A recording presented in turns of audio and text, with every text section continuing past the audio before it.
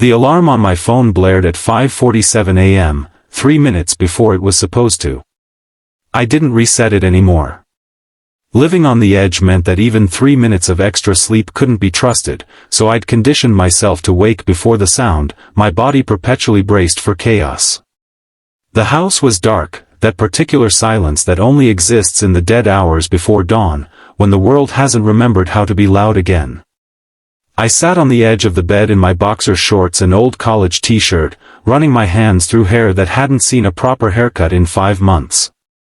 The master bedroom smelled like the lavender detergent Maya's school had recommended for sensitive skin, mixed with something else, the faint, indefinable scent of a life being lived at maximum capacity with minimum resources. On the nightstand were 3 things: a glass of water from last night, half drunk and now room temperature, a stack of unpaid bills I'd been avoiding, and a photograph in a chipped wooden frame of me and my wife, Sarah, on our honeymoon in Mexico, both of us impossibly young and unaware of what the future held. Sarah had left when Maya was 3 months old. Not dramatically, not with screaming matches or dramatic confrontations, worse, actually. She'd left with quiet certainty, the kind that made it clear this wasn't a decision made in anger but one considered for months, maybe years. She'd sat me down on a Tuesday evening after Maya had finally fallen asleep, and she'd told me that she'd realized during her pregnancy that she didn't want to be a mother. Not just that she wasn't ready, but that the very idea of motherhood made her feel trapped, suffocated, and increasingly resentful. She loved me, she said. But she couldn't love the life she'd made with me. She'd moved to Portland to find herself, as she'd put it, and though she'd call occasionally to ask about Maya, she'd never sent a birthday card, never visited, never quite managed to be a mother in any meaningful sense. I'd been angry at first. Furious. How could she abandon her own child? How could she look at Maya's tiny face and feel nothing? But over the years, my anger had calcified into something more complicated, a recognition that Sarah had given me an impossible choice, and then, in the most unexpected way, a gift. Because when she left, I'd stopped waiting for help. I'd stopped believing that rescue was coming. And in that moment of surrender, I discovered something extraordinary: I could do this alone. The first year was survival. Balancing work as a junior architect at a mid-sized firm with full-time childcare meant I'd essentially doubled my life. I'd quit the gym, abandoned my friends, and developed a relationship with my coffee maker that bordered on spiritual. There were nights I'd cry in the shower, not quietly, but with the kind of desperate, gasping sobs that came from the bone-deep exhaustion of being everything to another human being. But there were also mornings when Maya would wake up and crawl into my lap, still drowsy, and whisper, "I love you, Daddy," with such certainty and trust that I'd feel my heart expand in a way I didn't know was possible. Now, at 38, with 7 years of single parenthood behind me, I'd found my rhythm. It was a rhythm built on sacrifice, yes, but also on something else: purpose. Every choice I made wasn't just about me anymore. Every dollar I didn't spend on myself was money for Maya's education. Every evening I forewent seeing friends was an evening spent building memories with my daughter. And though I wouldn't admit this to many people, I'd become deeply, irrevocably grateful for this life, imperfect as it was. But gratitude and loneliness aren't mutually exclusive. They can exist in the same heart simultaneously, like 2 songs playing at different frequencies. I padded downstairs in the dark, my feet knowing the path by memory.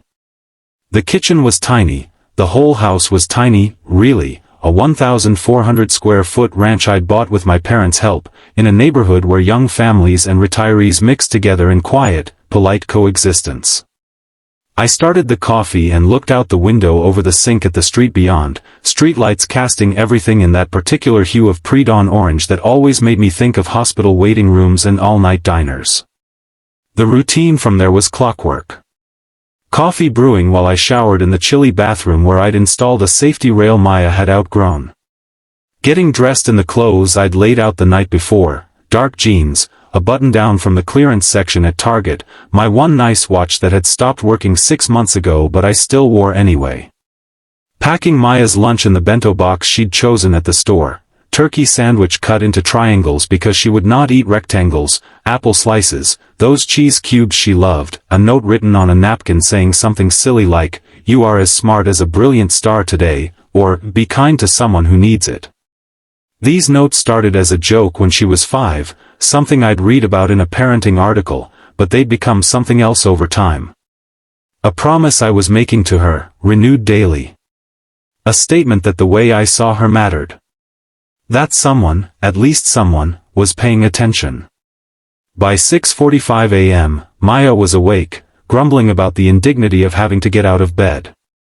She was a small thing, all elbows and knees, with hair that was perpetually either braided by me the night before or standing straight up in what she called volcano hair.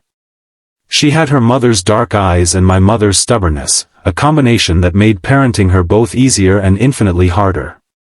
"Do I have to go to school today?" she asked from under her pink comforter, which featured a cartoon dragon that was somehow her favorite thing in the world. "What day is it?" I asked, sitting on the edge of her bed with the familiar ache in my knees that came from getting older. "Thursday." "And what happens on Thursday?" "School," she mumbled, but she was already sitting up, reaching for my outstretched hand. This ritual, this small moment of connection before the day demanded everything, was one of the few things I protected fiercely. No emails checked during morning cuddle time. No phone scrolling. Just the weight of her small body against mine and the sound of her breathing as she slowly woke up. That's right. And after school? This got her attention. The park?